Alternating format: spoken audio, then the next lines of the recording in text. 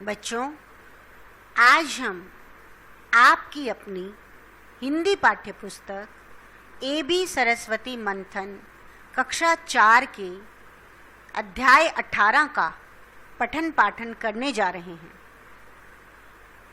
इस पाठ में एक कविता प्रस्तुत की गई है जिसका शीर्षक है भूल गया है क्यों इंसान। बच्चों, हरिवंश राय बच्चन द्वारा लिखित यह कविता मानव को अपने कर्तव्यों की याद दिलाती है। यहाँ कवि ये कहना चाहते हैं कि इंसान ये क्यों भूल जाता है कि सभी मनुष्यों का शरीर मिट्टी का बना है। यह शरीर नाशवान है, कोई जीव यहाँ अमर होकर नहीं आया। तो जैसा कि हम शीर्षक में देख पा रहे हैं, भूल गया है क्यों इंसान। इंसान इन सभी चीजों को क्यों भूलता जा रहा है। मानवता, एकता, विश्व बंधुत्व की भावना, इन सभी को रौंदते हुए वो एक ऐसे रास्ते की ओर बढ़ता जा रहा है जो उसके जीवन के लिए बिल्कुल भी सही नहीं है, क्योंकि वो जीवन मूल्यों को भूल चुका है। तो यहाँ कवि उसी भूलने पर ही इस कविता को निष्पादित करते हैं और प्रेरित करते हुए इस कविता की रचना के द्वारा सभ्य समाज को एक संदेश देते हैं कि इंसान को कभी भी मानवता, एकता और बंधुत्व की भावना का विस्मरण नहीं करना चाहिए। विस्मरण का मतलब होता है नहीं भूलना चाहिए। हरिवंश राय जी के बच्चन जी के बारे में तो बच्चों आपको पता ही है, आपने नाम सुना है, इनका नाम सुना है ना। ये किसके पिता हैं ये? हाँ, आपने अमिताभ बच्चन का नाम सुना है ना। ये उन्हीं के ही पिता का नाम है, श्री हरिवंश राय बच्चन। और वो एक बहुत महान कवि हैं जिन्होंने अनेकों कविताएं लिखी हैं। तो उन्हीं की कविताओं में से आज एक बहुत ही सुंदर पोयम हम यहाँ पढ़ने जा रहे हैं। तो चलो बच्चों शुरू करते हैं पोयम अपनी।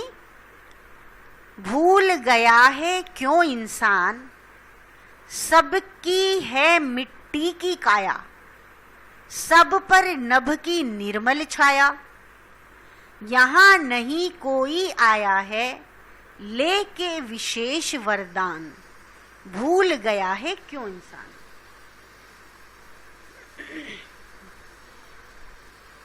बच्चों, यहाँ पर कवि कह रहे हैं कि इंसान जो है अपने कर्तव्यों को क्यों भूल गया है। क्यों हर इंसान का जो शरीर है वो एक ही मिट्टी से बना हुआ है। सभी प्राणियों पर, सभी इंसानों पर आसमान की निर्मल छाया है। नभ यानी आसमान। और कोई भी ऐसा प्राणी नहीं है जो कोई ऊपर से विशेष वरदान लेकर आया हो। इस नाशवान शरीर जिसने सभी मनुष्यों को, वो ईश्वर जिसने सभी मनुष्यों को इस धरती पर जन्म दिया है, और ये जो शरीर है ये एक दिन नष्ट होने वाला है, इसीलिए इसे नाशवान शरीर की उपमा दी गई है। तो सबके ऊपर आकाश की निर्मल छाया है जो समान रूप से सबके ऊपर पड़ती है। यह आसमान सबको एक ही प्रकार से अपनी छाया प्रदान करता है। तो इंसान ये सारी चीजें क्यों भूल जाता है कि प्रकृति समभाव से सभी की रक्षा करती है। सभी को समभाव से जो प्रकृति के पास है वो देती है। जैसे आसमान सबके लिए समान है, सूर्य की धूप सबके लिए समान है, चांद की रोशनी सबके लिए समान है, बारिश का पानी सबके लिए समान है, तो इंसान इन चीज़ों को क्यों भूल जाता है? अगली पंक्तियों में कवि कहता है, धरती ने मानव उपजाए, मानव ने ही देश बनाए। धरती ने मानव उपजाए, मानव ने ही देश बनाए। बहु देशों में बसी हुई है एक धरा संतान, भूल गया है क्यों इंसान। देखिए, यहाँ कवि कहते हैं कि धरती, इस धरती ने ही, यह हमारी जो धरती है, इसी धरती पर ही मानव पैदा होते हैं और मानवों से ही बड़े बड़े देश बनते हैं। मानव यानी मनुष्य। बहु देशों में बसी हुई है एक धरा संतान, और जितने भी देश हैं, बहुत सारे देश, बहुदेश मतलब बहुत सारे देश, इनमें जितने भी लोग बसे हुए हैं वो एक ही धरती की संतान हैं। ये बातें इंसान क्यों भूल गया है? चलिए अगली पंक्तियां पढ़ते हैं। देश अलग है, देश अलग हो, वेश अलग है, वेश अलग हो, रूप रंग या रंग रूप निशेष अलग हो, मानव का मानव से लेकिन अलग न अंतर प्राण, भूल गया है क्यों इंसान। इन पंक्तियों में कवि बहुत ही सुंदर बात कह रहे हैं। वो कहते हैं कि देश भले ही अलग हों, और अलग होते भी हैं, देश अलग अलग देश होते हैं, और भले ही वो अलग हो, उससे क्या फर्क पड़ना है। वेश अलग है, वेश अलग हो, वेशभूषाएं अलग हैं, तो वेशभूषाएं अलग यदि हैं तो वो हों।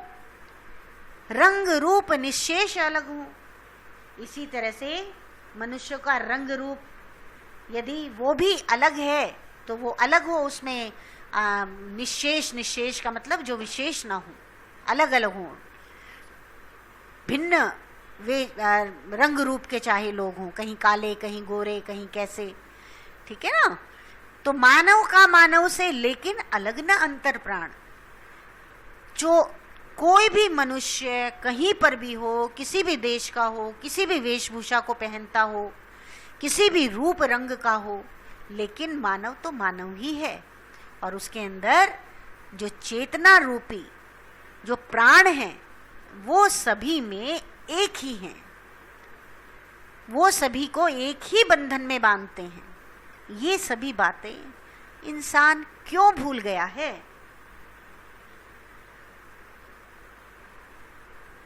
तो मनुष्य किस प्रकार दूसरों को अपने से भिन्न समझते हैं। जाति, धर्म, भाषा और ऐश्वर्य मनुष्य को मनुष्य से अलग करता है।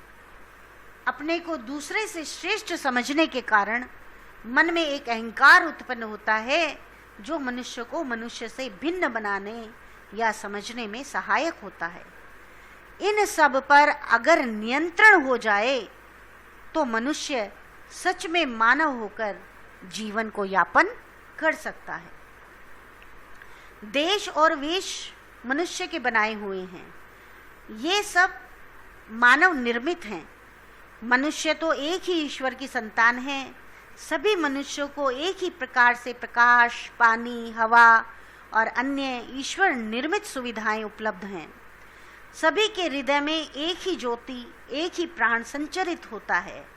अतः सभी मनुष्य धरती की एक संतान होने के कारण एक हैं। अनेक भाव मनुष्य ने स्वयं बनाए हैं।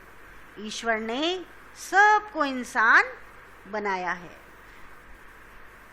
तो बच्चों, आपने इस कविता के भाव को जो मैंने अभी बताया आपको, मुझे आशा है पूरे ध्यान से आपने इसे सुना होगा। और इस कविता से जो हमें आज सीख मिली है, वो सीख है कि दुनिया में इंसान और उसकी इंसानियत सबसे बड़ी होती है। तो आपको भी इस चीज़ का, इस संदेश का, इस सीख का और कविता के इस उद्देश्य का सदैव स्मरण रखना है, सदैव ध्यान रखना है। तो चलिए अब हम इस पाठ के शब्दार्थ करते हैं।